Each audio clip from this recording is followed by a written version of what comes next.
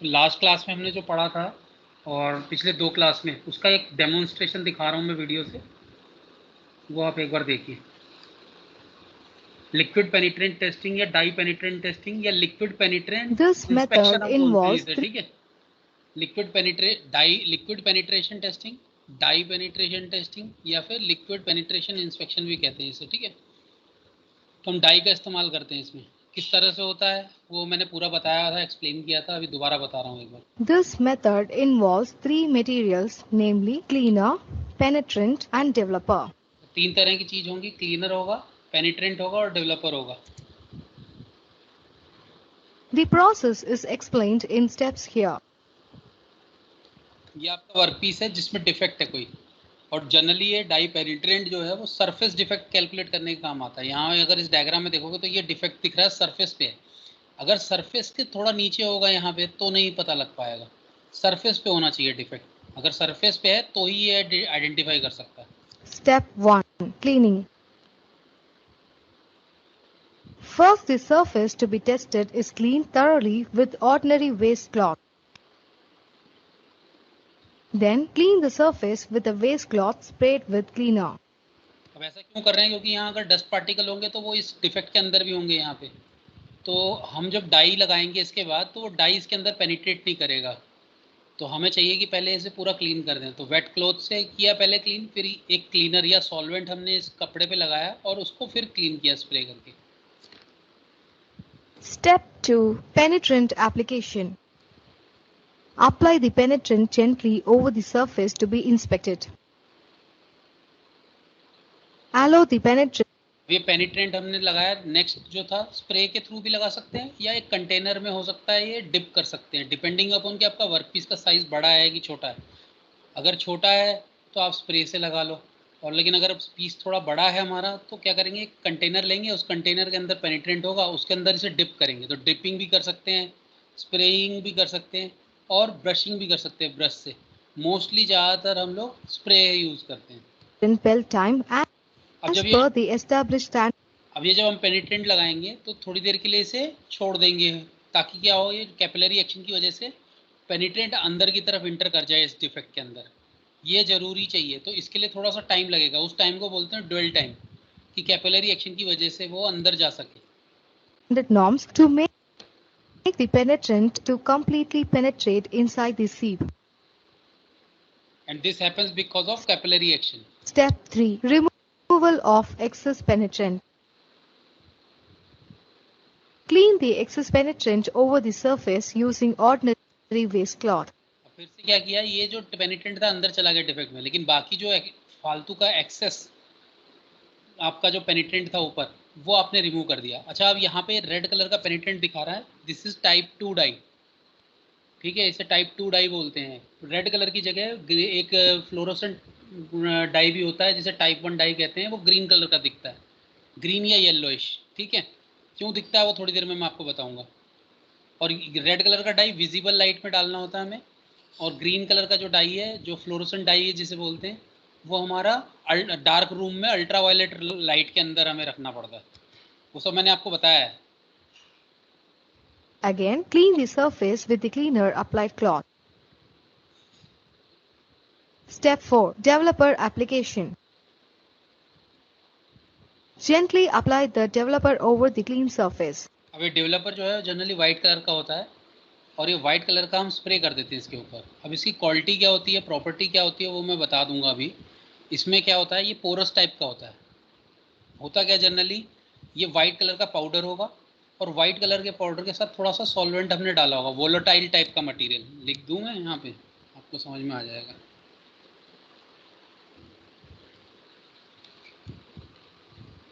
एक ड्रॉप जो डेवलपर है हमारा, वो क्या होता है, वाइट कलर का पाउडर होता है, white colour powder, white powder लिख दे रहा हूँ मैं। और इस वाइट पाउडर के साथ वोलेटाइल सॉल्वेंट हो या सब्सटेंस होता है, वोलेटाइल सब्सटेंस, ठीक है, या वोलेटाइल सॉल्यूशन या वोलेटाइल सॉल्वेंट। तो जब मैं इन दोनों इसको इस वर्कपीस के ऊपर, जो ये क्रैक है इसके ऊपर ऐसे स्प्रे करूंगा, यहाँ पे तो अभी इसके अंदर वो है ही डाई, रेड कलर की क्रैक के अंदर, तो जब मैं इसके ऊपर स्प्रे करूंगा, अब यहाँ पे मैं व्हाइट कलर से कि नहीं दिखा सकता, तो येलो कलर से दिखा रहा हूँ डेवलपर। तो ये डेवलपर स्प्रे किया। अब ये डेवलपर क्योंकि पोरस है, क्यों कैसे होगा पोरस, ये वोलेटाइल है सॉल्यूशन, तो इसमें से ये वोलेटाइल सॉल्यूशन वेपराइज हो जाएगा। ऐसे वेपराइज हो जाएगा तो क्या होगा, इसमें खाली खाली गैप बन जाएंगे। इसके अंदर क्या होगा, खाली खाली गैप, मैं ब्लू कलर से दिखा रहा हूँ, ये खाली खाली गैप बन जाएंगे।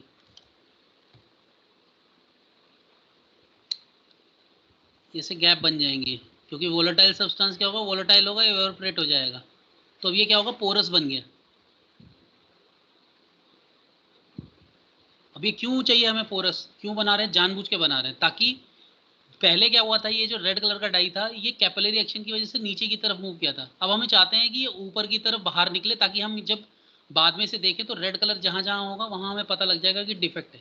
तो ये ऊपर तभी आएगा जब ये ऊपर पोरस होगा। पोरस होने की वजह से क्या होगा, ये जो येलो वाइट, यहाँ पे येलो कलर का दिखा रहा हूँ, वैसे व्हाइट कलर का होता है डेवलपर। ये पोरस होने की वजह से अब्जॉर्बेंट मटेरियल की तरह काम करेगा। It will act as an absorbent. तो वो क्या करेगा, ये रेड कलर का जो लिक्विड है उसको अब्जॉर्व करेगा ऊपर की तरफ। तो ये क्या होगा, ऊपर ऐसे निकल के ऊपर सरफेस पे आ जाएगा। तो जब आप ऊपर टॉप सरफेस से देखोगे तो ये कुछ इस तरह से दिखेगा आपको।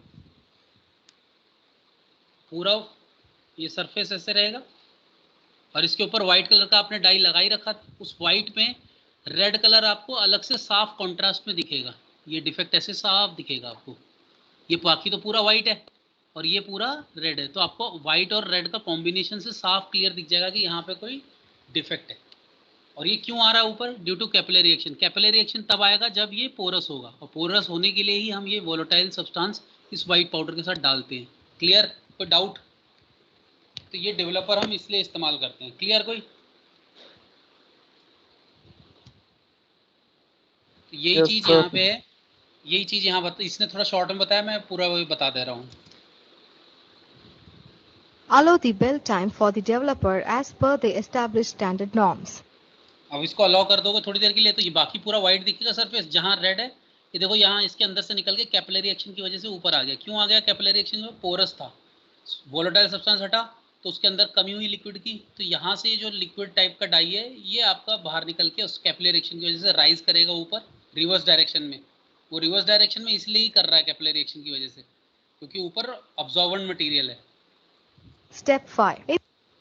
Inspection and evaluation. लास्ट में आप देखोगे, चेक करोगे ऊपर टॉप सरफेस को। Now, inspect the surface for any defects which will be in the color of penetrant. तो जो पेनिट्रेंट आपने लगाया वो रेड कलर का आपको दिखेगा। अब रेड कलर का पेनिट्रेंट यानी टाइप 2 डाई वो तब है जब आप इसको विजिबल लाइट में रखोगे।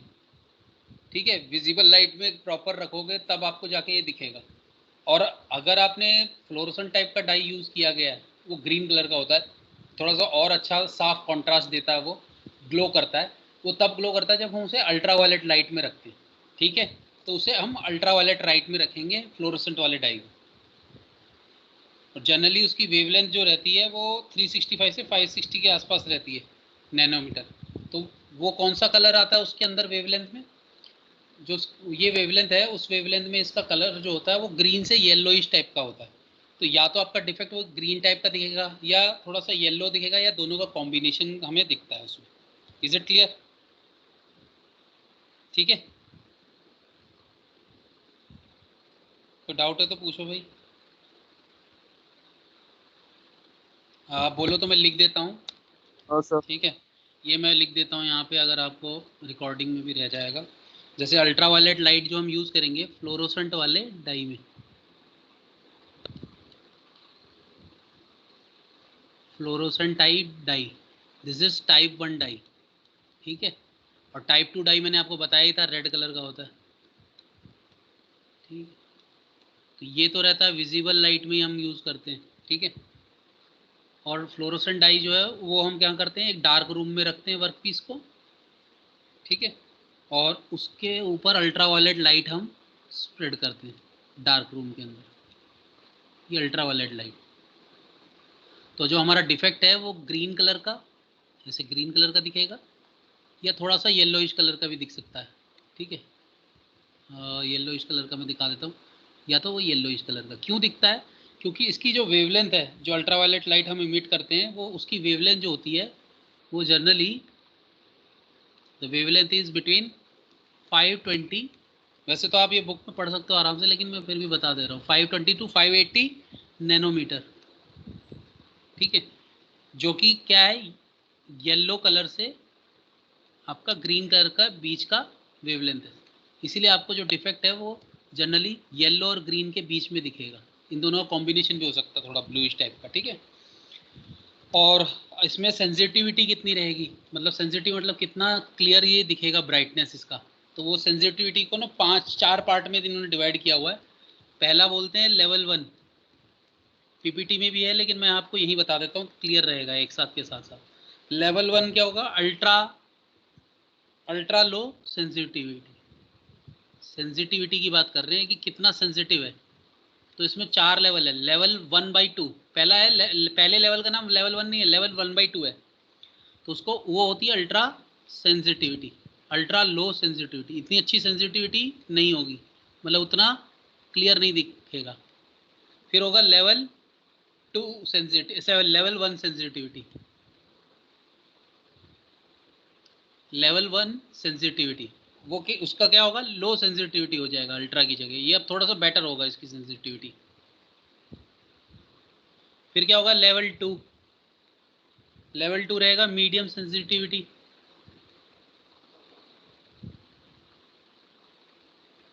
ठीक है। और इसके बाद आएगा लेवल 3, जो कि क्या होगा आपका हाई सेंसिटिविटी, सबसे ज़्यादा सेंसिटिविटी लेवल 3। तो ये सेंसिटिविटी हम जनरली यूज़ करते हैं। और ये किसके बारे में बात कर रहे हैं अभी हम, इसके बारे में, दूसरे के बारे में नहीं कर रहे, टाइप 1 डाई फ्लोरोसेंट वाले में। अब तो क्लियर, लिख दिया मैंने इसमें, कोई डाउट? तो ये इसके प्रॉपर्टीज थी, अब ये देख लो आप। Evaluate the defects, if any, in the acceptable values and take decisions to accept, rework, or reject. Here, the flaw is established in this part by this method. This method involves 3 materials, namely cleaner, penetrant, and developer. The process is clear explained है? in steps.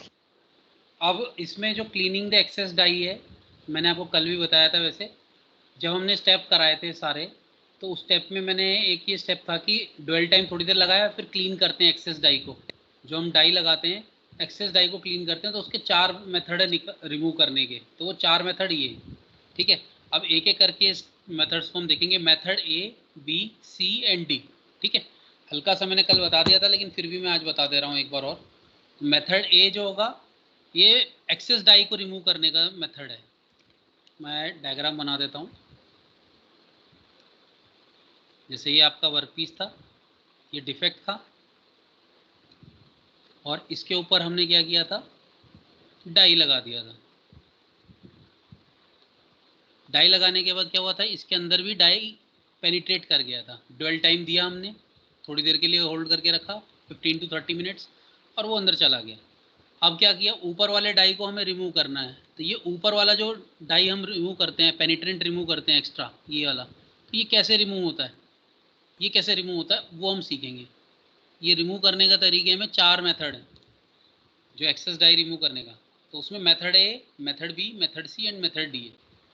अब method A क्या बोलता है, वैसे method B और C मैं पहले बताऊं तो ज़्यादा बेटर रहेगा, मैं मेथड B और D, क्योंकि देखो जब हम ये डाई यूज़ करेंगे, जो हमने डाई यूज़ किया है, ये जैसे मैंने डाई लगा दिया था रेड कलर का, आप मान लीजिए, ये देखिए लगा दिए, ऐसे लगा दिए। अब मैं इसके बाद जो यूज़ करूँगा मेथड B के हिसाब से, एक ऑयल बेस्ड इमल्सीफायर होगा।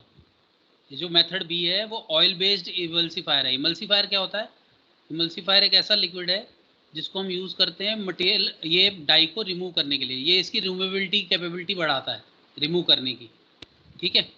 तो हम उसको कैसे करेंगे,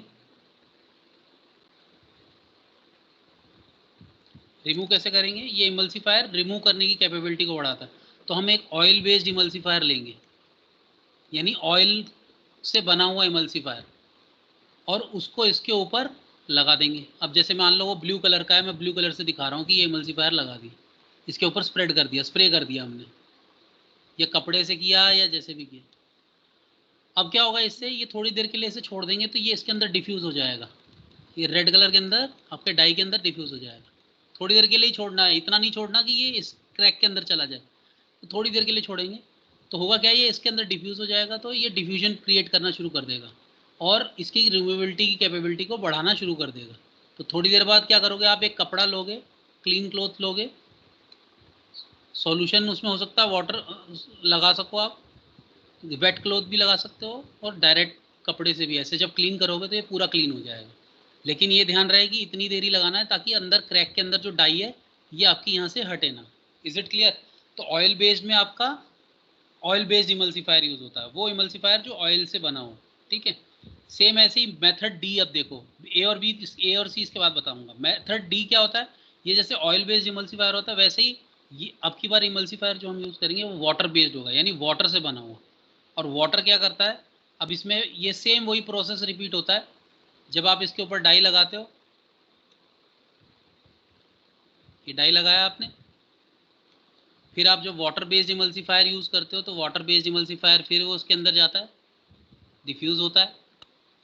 लेकिन इस बार क्या होता है, it will act as a detergent. ये जो वाटर बेस्ड इमल्सिफायर है, जो वाटर बेस्ड इमल्सिफायर है, it will act as a detergent, detergent की तरह काम करेगा। बस इसमें और ऑयल वाले में यही फ़र्क होता है कि ये डिटर्जेंट सॉल्यूशन की तरह काम करता है। तो ये क्या करता है, डिटर्जेंट मॉलिक्यूल बना देता है, और वो क्या करता है, इसके साथ चिपका लेता है ये डाई को अपने साथ। तो जो हम फिर ग्रीन अपना वाइट कलर का कपड़ा लेते हैं और इसके ऊपर मूव कराते हैं, वेट क्लॉथ ले लो या ड्राई क्लॉथ, डिपेंडिंग ऑन अलग अलग कंडीशन। तो जब आप इसके उसके ऊपर मूव कराते हो तो आपका जो भी डिफेक्ट है, वाला ये जो डाई है, पेनिट्रेंट है, वो आपका हट जाता है, क्लीन हो जाता है, ठीक है। और जो आपका डाई के जो क्रैक के अंदर डिफेक्ट है वो आपका प्रेजेंट रहेगा ऑलरेडी। तो ये इस तरह से काम करता है। तो ये हो गया water based solution emulsifier, it will act as a detergent, यहाँ शॉर्ट में लिखा हुआ है। देखो जितना कॉन्साइज रहेगा उतना आपको समझ में आएगा आराम से। मेथड ए और सी अब मेथड ए क्या है, वो मेथड ए में बोलता है कि डाई जो है वो सेल्फ कंटेनिंग इमल्सिफायर है, सेल्फ इमल्सिफायर है। इसका क्या मतलब हुआ, मैं यहाँ डिलीट कर देता हूँ इसे।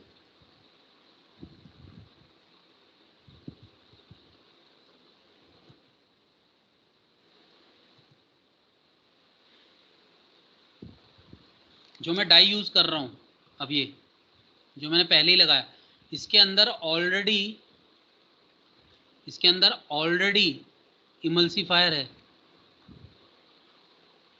सेल्फ इमल्सिफायर है। ये जो डाई है ये ऑलरेडी सेल्फ इमल्सिफायर है, यानी अपने आप उसके अंदर ऐसी लिक्विड रखा हुआ है जो उसको रिमूवेबिलिटी की कैपेबिलिटी को हट बढ़ा देगा। तो होता क्या है, ये सेल्फ इमल्सिफायर की तरह काम करता है। तो आप ऑटोमेटिकली जब कपड़ा इसके ऊपर से मूव करोगे थोड़ी देर के बाद, डुअल टाइम देने के बाद, तो ये अपने आप रिमूव हो जाएगा, क्योंकि इसके अंदर ऑलरेडी इमल्सिफायर प्रेजेंट था, ये इमल्सिफायर ऑलरेडी प्रेजेंट है। तो ये इसलिए मेथड ए में आता है, इसको मेथड ए बोल देते हैं। तो डाई कंटेनिंग सेल्फ इमल्सिफायर, ठीक है। मेथड सी क्या है, वेट क्लॉथ।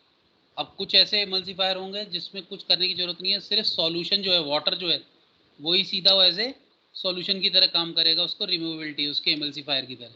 तो जब मैं आपका ये डाई लगा हुआ है तो वेट क्लॉथ से ही इसके ऊपर कपड़े को वेट करके, वाटर बेस्ड वेट कपड़ा जो है अगर उसको रिमूव कराऊंगा तो वो एक इसको कैपेबिलिटी है उसकी कि रिमूव कर देगा। तो इस तरह की कैटेगरी जो है वो मेथड सी में आती है, ठीक है। यानी वो जो वेट चीज़ है वही आपकी एज ए सॉल्यूशन काम करेगी, एज ए सॉल्वेंट काम करेगी, ठीक है। सॉल्वेंट भी बोल देते हैं इसे, क्योंकि वेट है ना, मतलब लिक्विड आप यूज़ कर रहे हो तो उसको सॉल्वेंट बोल देते हैं। तो जब आप सिर्फ एक सॉल्वेंट यूज़ कर रहे हो तो हम उसको बोल देते हैं कि वेट क्लॉथ मेथड सी। तो ये सारे, ये चार मेथड है जिससे हम एक्सेस डाई को रिमूव करते हैं।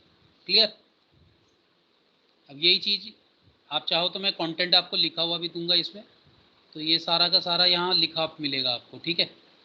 बहुत फ्लोरोसेंट, फिजिबल, पेनिट्रेंट कौन कौन से होते हैं, तो वाटर वॉशेबल होता है, पोस्ट इमल्सिफायर, लिपोफिलिक, ये वही चीज़ है। देखो पहले वाला वाटर वॉशेबल, पोस्ट इमल्सिफायर यानी लिपोफिलिक यानी oil based, post emulsifier hydrophilic, hydro means water based, और सॉल्वेंट यानी वेट क्लॉथ बेस्ड, ठीक है।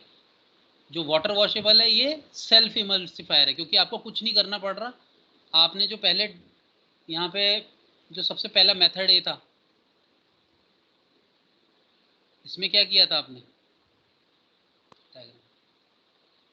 इसमें आपने क्या किया, सेल्फ इमल्सिव डाई जो था उसके अंदर ऑलरेडी इमल्सिफायर था, तो आपको क्या करना है, सिर्फ पानी का स्प्रे आप डालोगे या वेट क्लॉथ डालोगे या क्लॉथ से मूव करोगे तो ये सारा का सारा डाई आपका अपने आप निकल जाएगा। इसलिए से वाटर वॉशेबल बोल रहा है या डाई कंटेनिंग सेल्फ इमल्सिफायर बोल रहा है, ठीक है, क्योंकि उसके अंदर ऑलरेडी सेल्फ इमल्सिफायर है। तो वही सारी चीज़ यहाँ पे इसने बताई हुई है।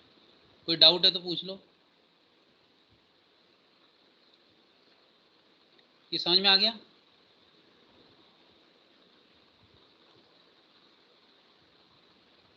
ठीक है, लिखा नहीं जा रहा इस पर, कोई बात नहीं। अब डेवलपर क्या होते हैं, ये 4 तरह के डेवलपर हम यूज़ करते हैं। Dry powder, wet water soluble, wet water suspendable and wet non aqueous. अब ये होते क्या क्या हैं वो मैं आपको एक एक करके बताऊंगा। पहले तो पेनिट्रेंट मटेरियल के बारे में मैं सारा बता चुका हूँ आपको। सेंसिटिविटी लेवल बता दी, 4 तरह की लेवल होती हैं, हाई सेंसिटिविटी, लो सेंसिटिविटी, मीडियम, ठीक है। लेकिन उसका नाम लेवल 1/2, 1, 2, 3 ये करेक्ट कर लेना है यहाँ पे, ठीक है। विजिबल और फ्लोरोसेंट पेनिट्रेंट में बता चुका हूँ। विजिबल वाला रेड कलर का होता है और जो आपका फ्लोरोसेंट होता है वो ग्रीन कलर का होता है। तो जब हम उसको दिखाते हैं तो वो ग्रीन कलर का, देखो इस तरह से डार्क रूम में अल्ट्रावायलेट लाइट इस पर छोड़ते हैं तो ग्रीनिश या येलोइश कलर का दिखता है। जबकि विजिबल लाइट में बिल्कुल रखना पड़ता है हमें विजिबल वाला, ये type 2 dye, that is red dye. ये पेनिट्रेंट के रिमूवल मेथड वही जो अभी बताए थे, solvent removal, water washable, post emulsifier. अब जो डेवलपर हैं वो कौन कौन से हैं? डेवलपर का मतलब क्या है? डेवलपर का मतलब होता है कि आप जो वाइट पाउडर लगाते हो तो उससे आपका जो डिफेक्ट जहाँ पे है वो हाईली आपको क्लियरली दिखे, कॉन्ट्रास्ट। तो वाइट और रेड का कॉम्बिनेशन साफ आपको रेड कलर क्लियरली दिखेगा। तो जो आपका डाई है या तो रेड या ग्रीन कलर जो भी है, तो वो डेवलपर का काम है कि आपका डिफेक्ट जहाँ हो वहाँ पे वो दिखा सके, ट्रैप हो सके और दिखा सके। तो उसके लिए हमने डेवलपर मटेरियल जो है वो काफ़ी डिफरेंट फॉर्म में अवेलेबल है। पहला है ड्राई पाउडर, एकदम वाइट पाउडर होगा, ड्राई होगा बिल्कुल, सिर्फ उसको उसके मटेरियल के ऊपर लगाएंगे और बाद में देखेंगे तो वो जो डाई है वो बाहर निकल के आ जाएगा और जहाँ पे डिफेक्ट है वहाँ रेड कलर का आपको दिखेगा। तो इसमें सिर्फ ड्राई पाउडर यूज़ कर रहे हैं, ठीक है, इसमें कोई उसके अंदर लिक्विड नहीं है। दूसरा है वेट वाटर सस्पेंडेबल। अब यही वाइट पाउडर, ये मैं आपको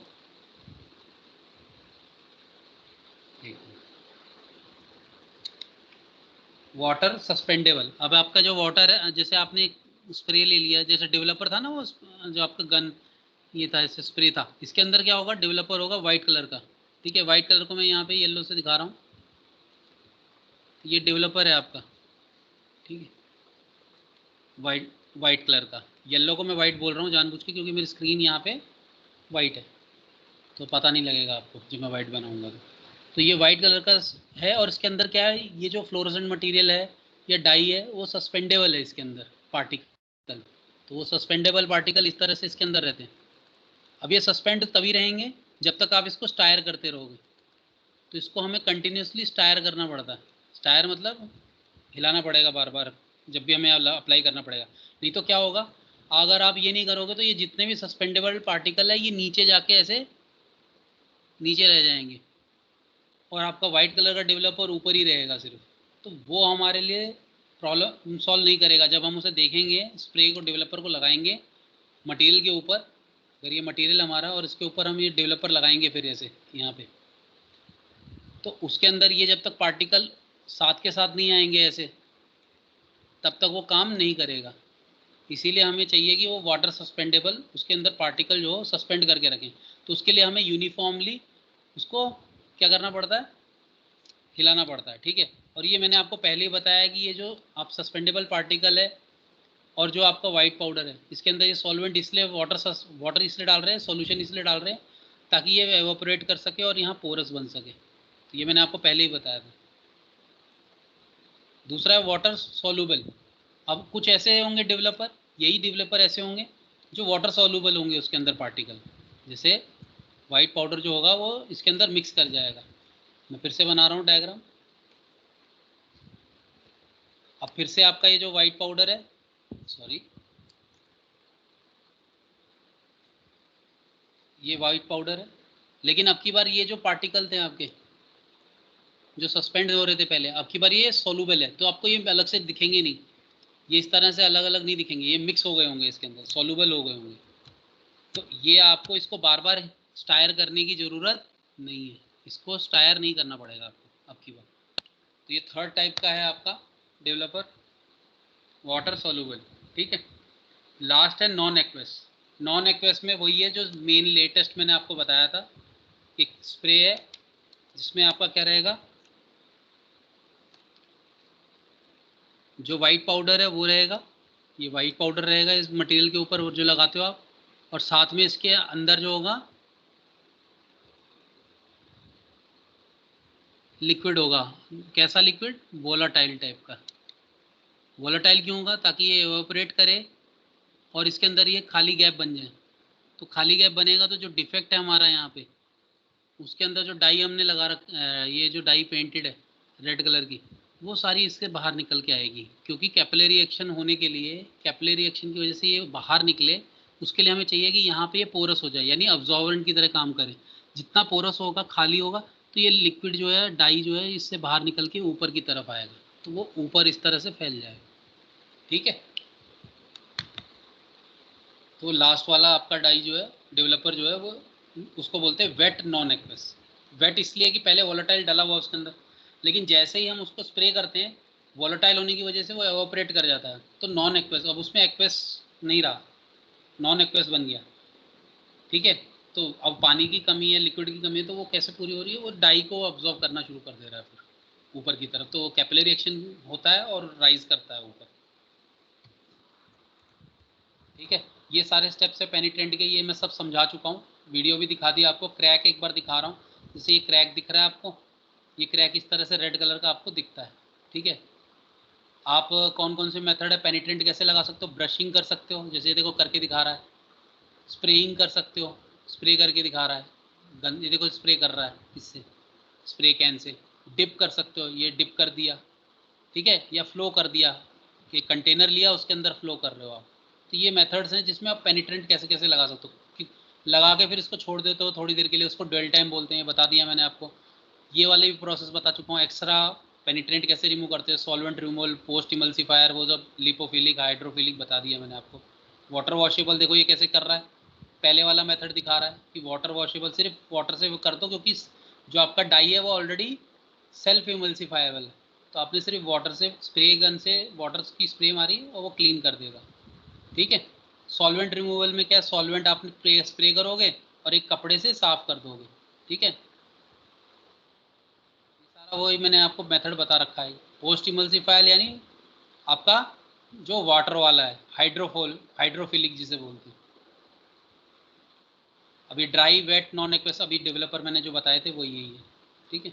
ये सारे मेथड, इसमें वाइट पाउडर स्प्रे कर रहे हो देखो मटेरियल के ऊपर, तो उससे क्या होगा, उसके अंदर जो भी डिफेक्ट होंगे वो बाहर निकल के आ जाएंगे। और चार मेथड में से कोई भी डेवलपर आप यूज़ करो। अब ये देखो, जब आप रेड कलर की डाई यूज़ करते हो तो इस तरह से देखो, जहाँ जहाँ डिफेक्ट है वहाँ रेड कलर ऐसे बनना शुरू हो जाएगा, तो आपको पता लग जाएगा ये डिफेक्ट है, ठीक है। तो इंडिकेशन पता लग जाता है कि क्रैक सरफेस पे डिफेक्ट, और ये सिर्फ सरफेस के डिफेक्ट बता देगा, सरफेस के नीचे वाले डिफेक्ट को नहीं बताएगा। दूसरा, ये जो फ्लोरोसेंट वाला है डाई जो हमने यूज़ किया था, फ्लोरोसेंट यानी वो ग्रीन कलर वाला, तो उसमें देखो जब हमने वाइट कलर का डाई उसके ऊपर स्प्रे किया डेवलपर, और इसको डार्क रूम में ले गए और अल्ट्रा वायलेट लाइट इसके ऊपर छोड़ा, और उसका वेवलेंथ कितना है, 520 टू 580 नैनोमीटर, तो आपका जो डिफेक्ट है ग्रीन से येलोइश कलर में वो दिखता है। तो ये जो डिफेक्ट है, ये ग्रीन कलर का जो दिख रहा है आपको, थोड़ा थोड़ा ब्लूइश और ग्रीनिश, ये क्या है, ये वो डिफेक्ट है जहाँ जहाँ आपका डिफेक्ट, क्रैक प्रोड्यूस है या कोई सरफेस का डिफेक्ट इस पर प्रोड्यूस है, ठीक है। और उसके बाद लास्ट में हम क्लीन कर देते हैं। इस पीस को यूज़ करना है कहीं और उससे पहले, नहीं तो क्या होगा, इसके ऊपर जो भी हमने काम किया हुआ है, हो सकता है डाई इसको करोजिव बना दे। ऐसा पेनिट्रेंट आप यूज़ कर रहे हो डेवलपर, तो उसको पूरा साफ़ करना पड़ता है, क्लीन, बिल्कुल क्लियर, ठीक है। ये सारे इसके फ़ोटोज़ दिखाए हुए हैं। आप पोर्टेबल है ये स्टेशनरी है, इसको आप मूव नहीं करा सकते, लेकिन बड़े बड़े पीस के लिए होगा। छोटे पीस के लिए क्या है, आप ये उठा के ले जाओ, कहीं और भी करना हो, कहीं टेस्टिंग, तो ये तो एक सेंटर बना हुआ है जहाँ पे आपको पीस को लाना पड़ेगा, लेकिन अब क्या है, ये पेनिट्रेंट है, इसमें स्प्रे ले जाओ आप, क्लीनर वाला ले जाओ, पेनिट्रेंट वाला ले जाओ, डेवलपर उठा के ले जाओ, और जहाँ वर्क पीस है वहाँ ले जाके आप ये काम कर सकते हो। तो पोर्टेबल है, बहुत ईजी। ठीक है, ये एडवांटेजेस हैं, ईजी टू यूज़ है। ठीक है, इसके क्या क्या एडवांटेज है बता रहा हूँ। Wide range of material, her type के मटेरियल पे काम कर सकता है, मैग्नेटिक हो, नॉन मैग्नेटिक हो, सेरामिक हो, प्लास्टिक हो, रबर हो, हर एक पे कर सकते हैं ये। ठीक है, जो आपका गाड़ी का बाई इंजन है, इंजन के जो आपने देखे होंगे वॉल्व देखे होंगे, inlet valve and outlet valve, उस पर भी आप ये सब पेनिट्रेंट टेस्टिंग कर सकते हो।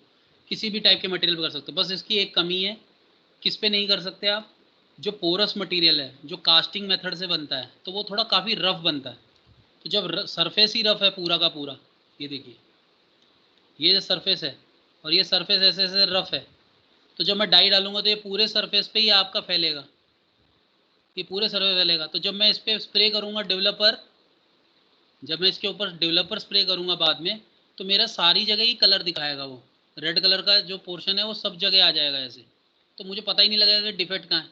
तो जो रफ सरफेस होते हैं वर्क पीस पे, जो काफ़ी रफ सरफेस है, उनको हम नहीं कर सकते, ये इसकी लिमिटेशन है। रफ सरफेस पे हम पेनिट्रेंट यूज़ नहीं कर सकते, ये समझ में आ गया ना, क्योंकि जितना रफ होगा वो डाई हर जगह पे जाके कलर जो है वो पेनिट्रेट करेगा, तो सारी जगह रेड कलर दिखेगा, तो वो हमारे लिए दिक्कत हो जाती है।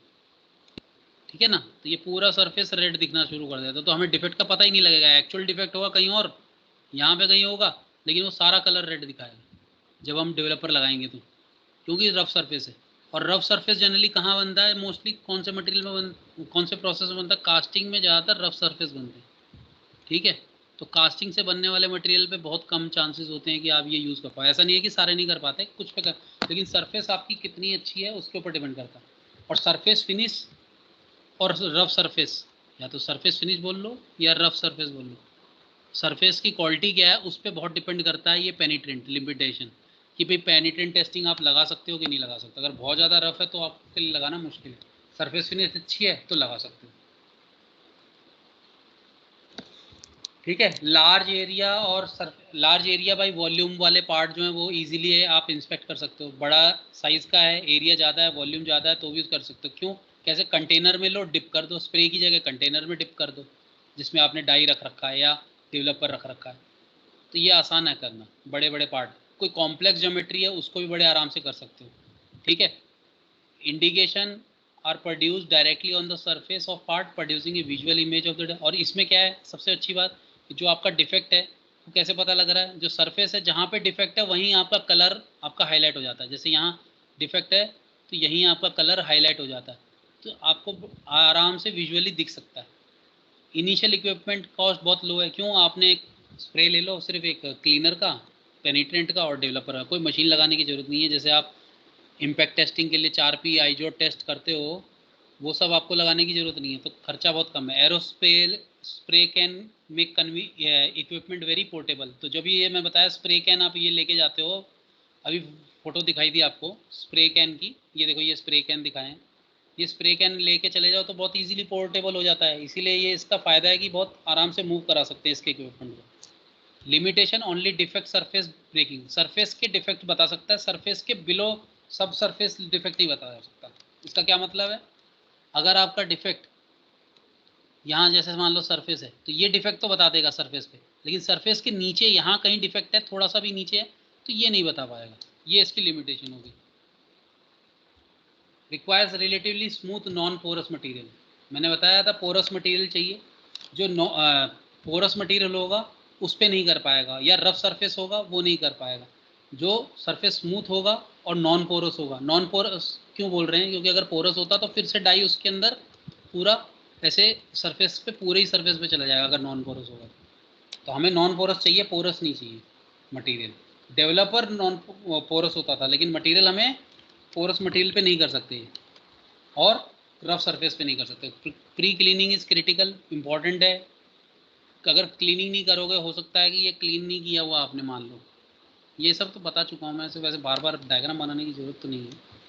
जैसे ये आपका वर्कपीस है और यहाँ पे ग्रीस वगैरह रखा हो, इसके ऊपर लगा हुआ था, मान लेते हैं ये ग्रीस लगा हुआ था यहाँ पे, तो अब मैं जब यहाँ पे इसके ऊपर डाई लगाऊंगा तो ये इसके अंदर जाएगा ही नहीं डाई, जब डाई पेनिट्रेट ही नहीं करेगा तो जब मैं क्लीन करके इसे फिर से टेस्ट करूँगा तो मेरा क्या होगा, क्योंकि उसके अंदर पेनिट्रेट किया ही नहीं है मेरा, तो जब मैं डेवलपर लगाऊंगा तो रेड कलर का कोई भी इंडिकेशन वो दिखाएगा ही नहीं, यहाँ पे कोई भी इंडिकेशन यहाँ नहीं दिखाएगा, क्योंकि यहाँ पे ग्रीस था। तो इसको पहले मेरे को साफ़ करना पड़ेगा, ग्रीस को या डर्ट को या कोई भी इम्प्योरिटी है यहाँ पे, तो वो क्लीनिंग बहुत ज़रूरी है इसके लिए। अगर क्लीनिंग ढंग से नहीं करी तो ये पेनिट्रेंट टेस्टिंग कर दोगे तो भी आपका डिफेक्ट का नहीं पता लगेगा। तो लिमिटेशन ये बता रहा है कि क्लीनिंग करना बहुत ज़रूरी है। रिक्वायर मल्टीपल ऑपरेशन, कई सारे ऑपरेशन करने पड़ रहे हैं अंडर कंट्रोल कंडीशन। जैसे आपको पहले क्लीनिंग करनी पड़ रही है, फिर थोड़ी देर के लिए होल्ड करके रखना पड़ रहा है डेवल टाइम के लिए, फिर उसके बाद आप उसको क्या करते हो, डाई लगाते हो, फिर डाई लगाने के बाद आप उसको क्लीन करते हो। तो ये सारे प्रोसेस मैंने आपको बताया बहुत कंट्रोल कंडीशन में चाहिए। केमिकल हैंडलिंग, ठीक है, अगर कोई चीज़ आप ऐसे केमिकल रिएक्शन कर रहे हो तो ऐसा ना हो कि वो टॉक्सिक नेचर क्रिएट करे या कोई करोजिव नेचर क्रिएट करे वर्कपीस के ऊपर। तो वो सब हमारी केमिकल हैंडलिंग इसमें बहुत क्लियर होनी चाहिए। जो भी आप केमिकल यूज़ कर रहे हो बहुत स्मूथली हैंडल करना चाहिए, ठीक है। Metal sparing from machining, grinding and other operation innovate, वो सब आपको मैं बता चुका हूँ। Post cleaning is necessary to remove chemical. Post cleaning है लास्ट में आपको पूरा क्लीन करना है ताकि जो भी केमिकल इसके ऊपर लगा हुआ है वो निकल सके, क्योंकि रेड कलर का डाई अच्छे खासा पेनिट्रेट कर जाता है, तो आपको निकालना पड़ेगा, नहीं तो ये बाद में फिर जहाँ आप यूज़ कर रहे होगे वहाँ निकल के आएगा, ठीक है। ये सारी समरी है, ये तो बताने की ज़रूरत नहीं है आपको, मैंने सारे वर्ड बता दिए, ये एमल्सिफायर, फ्लैश टाइम, टॉयलेट, ठीक है। तो आपका पेनिट्रेंट वाला जो चैप्टर है ये ख़त्म हो गया। सेकेंड पार्ट यूनिट का हाफ पार्ट ख़त्म हो गया है। अब अगला जो होगा वो मैग्नेटिक टेस्टिंग होगा, मैग्नेटिक पार्टिकल। किसी को कोई डाउट है तो पूछो भाई, कोई डाउट